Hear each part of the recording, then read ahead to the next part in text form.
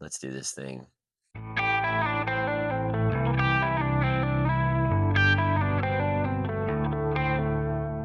Hello, everyone, and welcome back to Beyond the Slate. This is an EMA film series, podcast show, thing, whatever you want to call it. My name is Nick. I am the host. I'm also an EMA film member. EMA stands for Effective Management Association. It is a community that is built on the mindset and teaching skills of business, leadership, and ethics that put you in charge of your future, turning your passion into your career, then your career into your own enterprise. Today, specifically, we're talking about building and investing in your own team as a filmmaker because let's be honest, we could do a lot of this by ourselves, but it's just not fun. It's not sustainable. It's difficult. You got to have a good team. So here's what we're going to do, jumping straight into it with, you guessed it, if you've watched any of these other ones, we're starting with an exercise. So let's go ahead and start with this exercise. Here's what I want you to do. Take 20 seconds to list out as many different positions on a film set as you possibly can. 20 seconds starts now.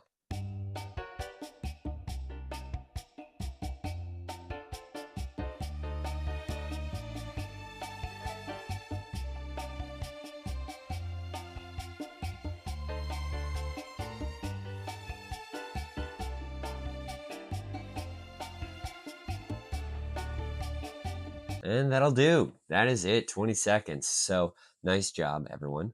We did it. That felt very long on this end. So I hope you were able to write something down there. But I got a few questions for you. Specifically, how many people in the camera department did you write down? Just that one department. How many people did you write? Did you count actors and the amount of actors? Production assistants? What about any second unit people? Not to mention any pre or post production people. Did you write any of those people down, like location scouts, editors, colorists, assistant editors, things like that? Did you talk about the marketing team or the legal, making sure that you have all of your correct documentation done? Yeah, I kind of doubt that we got everything because if you want to do a big old film, there's a lot of people that work on it. That's why the credits at a film can take upwards of 5-10 minutes, right? It is because there's so many people that can do it. The question is though, do you really need all of these people to make a film? Like we just talked, yeah, there's a whole bunch you could do. I'm sure you wrote down a bunch of different people. However, do you really need all of them? Is it possible? Is it even really technically possible to make a movie without all of these people? The answer is yes. It is possible. I did my very first film by being the only person who worked on it behind the scenes. I did have actor friends that helped me out, and you'll hear me say this all the time. I did all my own film. Ooh, look at me, I'm so cool.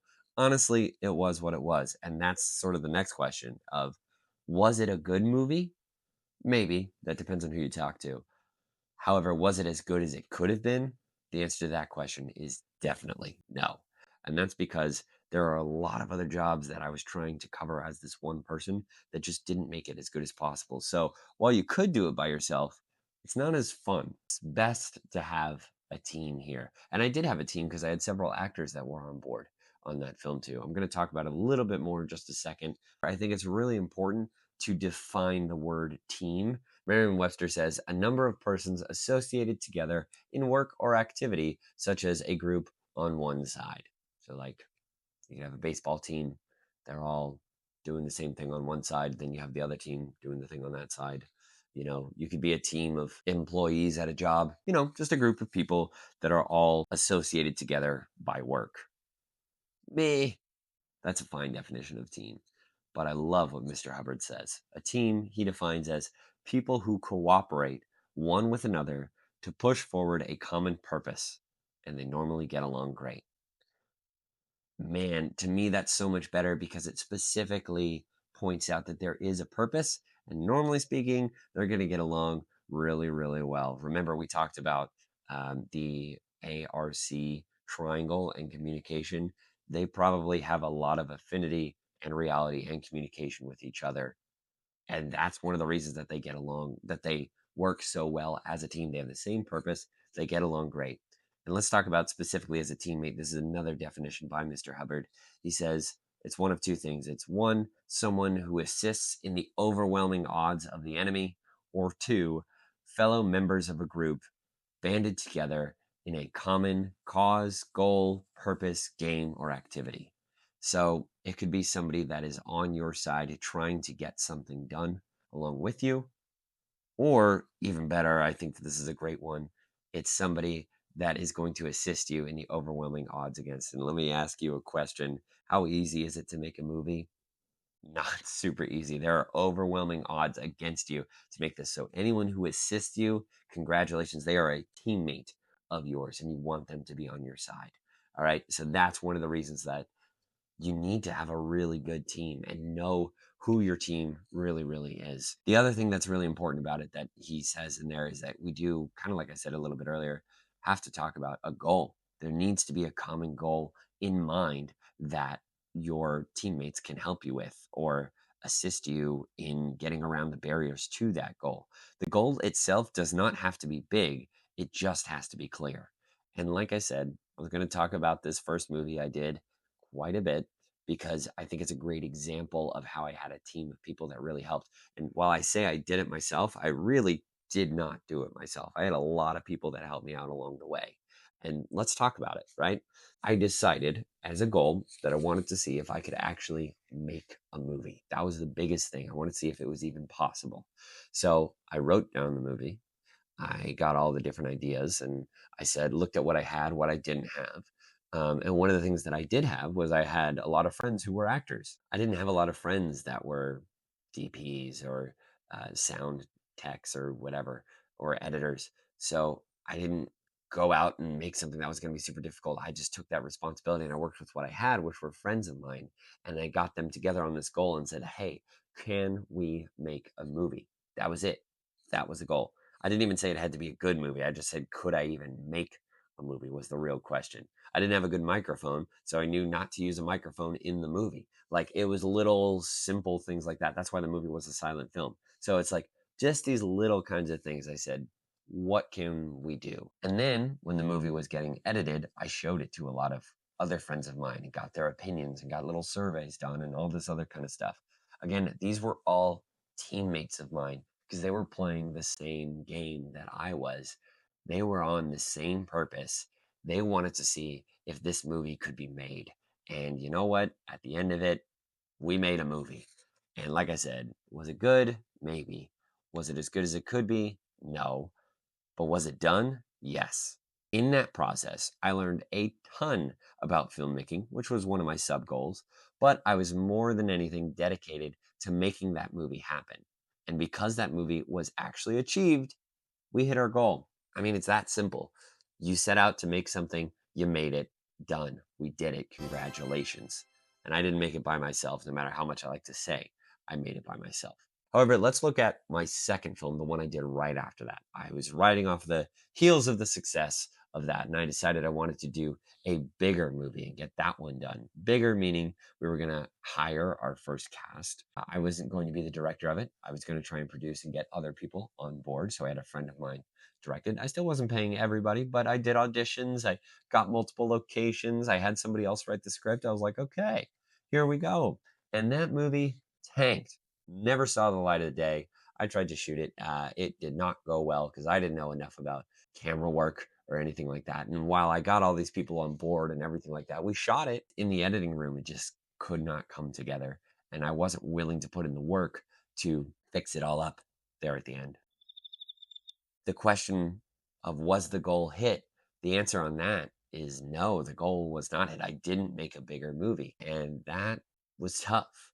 But I did learn something. If I wanted to make a bigger movie, I was going to need a team of people who were smarter and better than me.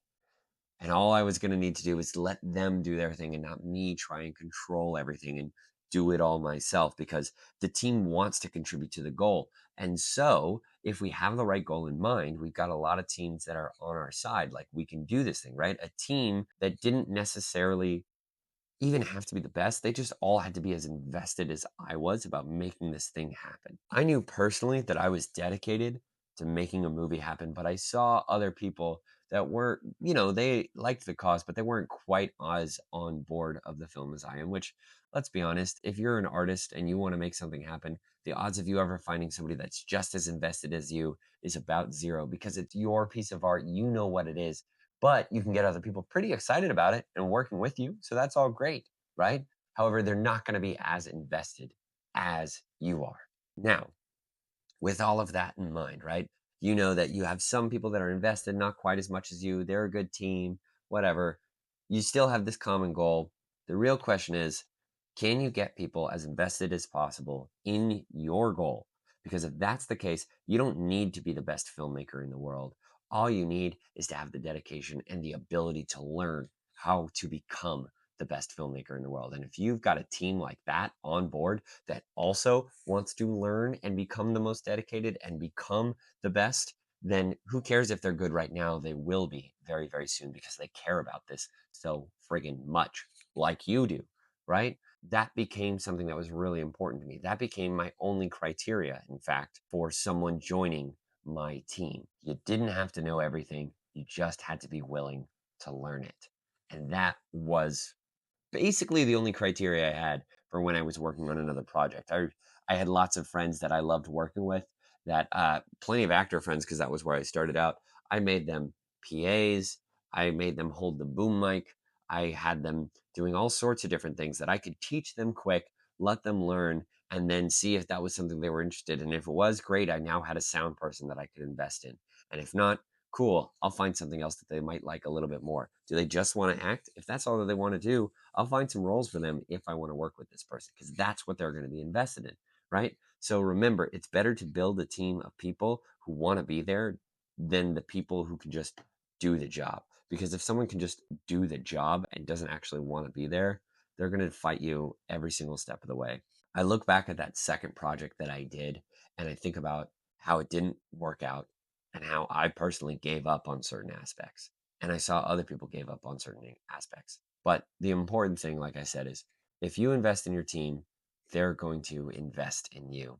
As a director, I make it a policy for myself to know the name of every single person that is on that set, whether they're a PA or my executive producers. I know every single person's name. I build the team whenever I'm doing the morning huddles or safety meetings in the morning. That's when I get people excited about the project that we're doing. And I say this with every single project that I do. I always state what the goal is. And the goal is we want to make the best movie possible every single time. Possible, I think, is probably the most important word in that. That's within our own limits. Like if you're getting pushed too far and we don't have a budget, we can't do that. I'm understanding of that. I'm aware of that.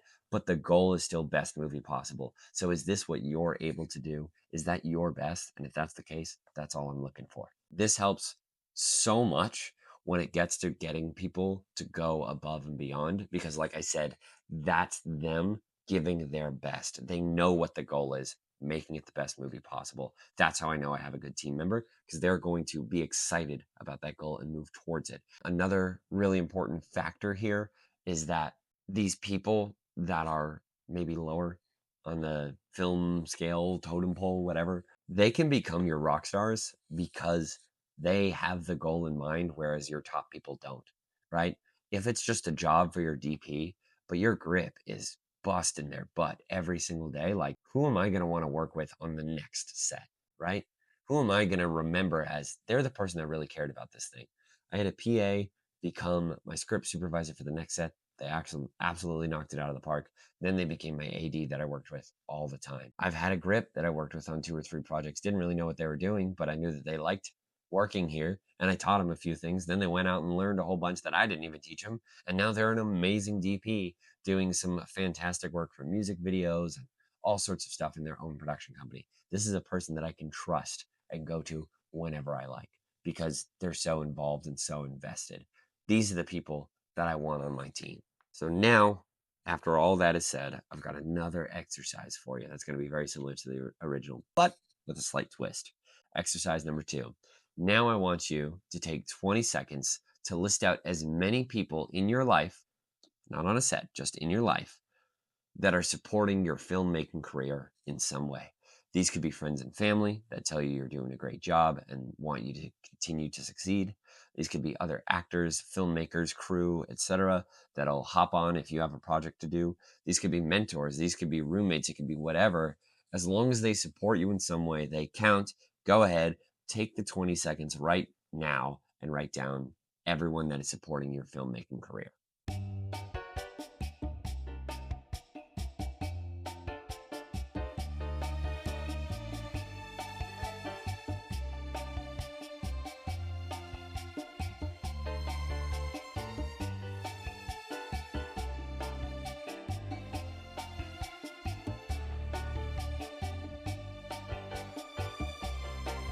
All right, and that's it. There we go. Hope you wrote down a ton of different names, but I'm going to ask you the same question I asked before. Is it possible to make a movie without all of those people? Yeah, it is. But honestly, I don't really know if I would want to because their support means so much and it makes the movie better every single time. I make movies personally so that they can be seen and enjoyed by others.